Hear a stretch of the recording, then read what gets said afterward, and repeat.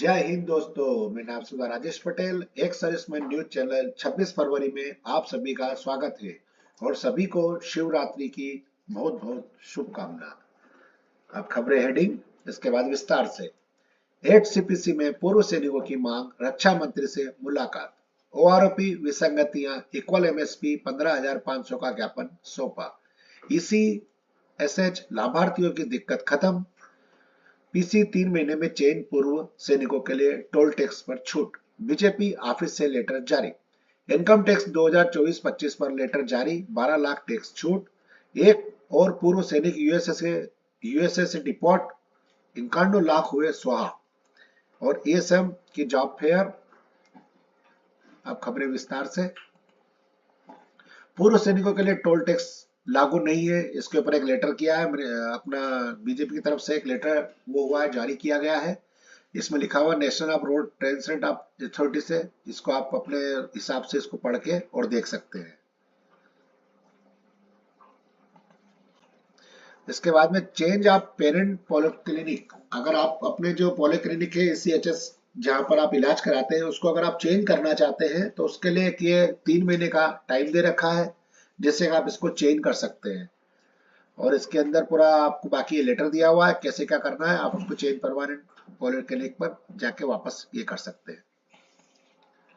और ये अगला लेटर है जो कि इनकम टैक्स 12 लाख रुपए अपना जो उसके लिए करने के लिए छूट देने के लिए दिया हुआ है। इसमें subject of income tax deduction from salary during the financial year 2024-25 under section 192 of the income tax act 1961।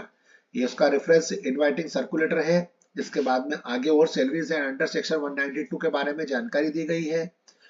और इसी प्रकार आप इसको पूरा लेटर पढ़ सकते हैं। और अधिक जानकारी चाहिए आपको तो इसमें नीचे दे रखा है www.incometaxindia.government.in पर आप इसकी पूरी जानकारी और विस्तृत रूप से ले सकते हैं। वैसे ये central board of direct tax के यहाँ से लेटर दिया हुआ जारी है, नॉर्थ ब्लॉक दिल्ली से।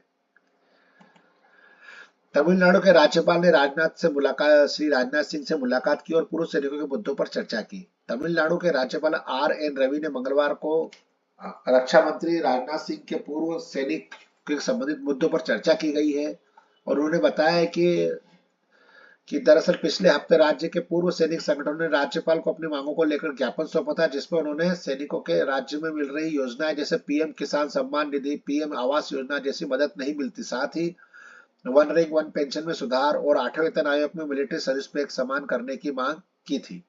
लेकिन अभी तक इन मांगों का कुछ हुआ नहीं है, इसलिए उन्होंने जो है ये विज्ञापन इनको दिया था राज्यपाल जी को। और इन्होंने जो है अभी हमारे रक्षा मंत्री राजनाथ सिंह है उनसे इस बारे में चर्चा की है। ये बहुत ही अच्छा सराहनीय कदम है हमारे राज्यपाल जी का। एक पूर्व सैनिक अमेरिका जाने का सपना पूरा करने के लिए 95 लाख रुपए लगे और वो भी उसको फिर भी इसके बाद में उसका सपना पूरा नहीं हो पाया। तो कृपया दोस्तों, और खास करके जो पंजाब के हमारे पूर्व सैनिक भाई हैं, वो अधिकतर बाहर जाने के बारे में विचार करते हैं। लेकिन आप बाहर जाने के लिए कोई मना नहीं है, लेकिन बाहर जाने के लिए आप वैध तरीका अपनाएं, वैलिड तरीके से आप बाहर जाएं। अवैध तरीके से आप बाहर जाएंगे, अपना पैसा भी गवाएंगे, प्लस अपना जो है अपने को वापस उसके अंदर कानूनी प्रक्रियाओं से गुजरना पड़ेगा, वो अलग।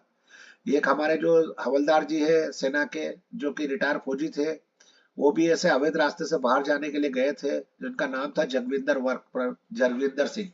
ये वर्क परमिट के हिसाब से गए थे और उन्होंने ट्रेवल एजेंट के चक्कर में फंस गए। और उनसे जो है पत्नी और 2 बच्चों को नौकरी विशेष भेजने के लिए 80 लाख रुपए मांगे थे। शिकायतकर्ता ने पैसों का इंतजाम करने के लिए अपनी सारी जमा पूंजी खर्च कर दी और अपनी जमीन भी बेच दी। तो कृपया कोई ऐसा ना करे।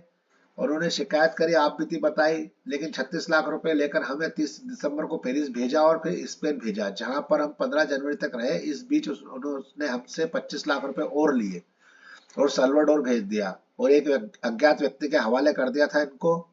और अगले 7 दिन तक उस अज्ञात जगह पर रखा गया और परिवार से फिर और पैसों की दबाव की मांग करी। तो कृपया करके ऐसा कभी ना करें। ये जो है बहुत ही आजकल जो है तस्करी का काम चल रहा है, विदेश देने के नाम पर झांसा। और अंत में अपने पास में डीजीआर की तरफ से रोजगार मेला पुणे में आयोजित किया जा रहा है। यह 28 फरवरी 2025 को सुबह 7 बजे से आप जा सकते हैं वहां पर, और प्रातः 10 बजे से इसका पंजीकरण शुरू हो जाएगा। और यह है वायुसेना स्टेशन विमान नगर गेट पुणे। तो जो भी इसमें और आवश्यक दस्तावेज क्या लेके जाने हैं, पूर्व सैनिक पहचान पत्र, फोटोग्राफ सहित नवीनतम सीवी, बायोडाटा की 5 प्रतियां लेकर जाएं। इसमें नौकरी चाहने वाले और पूर्व सैनिकों के लिए फायदे भी है। शीर्ष पीएसयू निजी नियोक्ताओं के साथ पारस्परिक विचार विमर्श होंगे। इसमें परेशानी मुक्त भर्ती प्रक्रिया है। नौकरी के अनेक अवसरों तक निःशुल्क पहुंच सकते हैं। इसमें नियोक्ताओं के लिए फायदे हैं ये। और इसके लिए अनुभवी प्रतिभाशाली लोगों का तक निःशुल्क पहुंचे। और WWDGR India government in dot पर ऑनलाइन पंजीकरण करें और अपनी कंपनी के लिए स्टॉल बुक करें। पहले आओ पहले पाओ के आधार पर आवंटन है।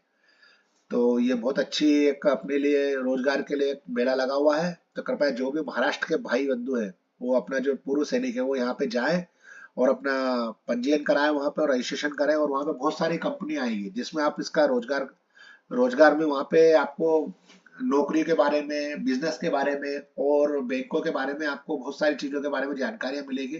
तो कृपया मेला जरूर अटेंड करें। इससे पूर्व सैनिकों को कहीं ना कहीं कुछ ना कुछ फायदा होता ही है। धन्यवाद। शिवरात्रि की बहुत बहुत शुभकामनाएं। बस मेरे पास खबर यहीं तक थी। शुभ दिन।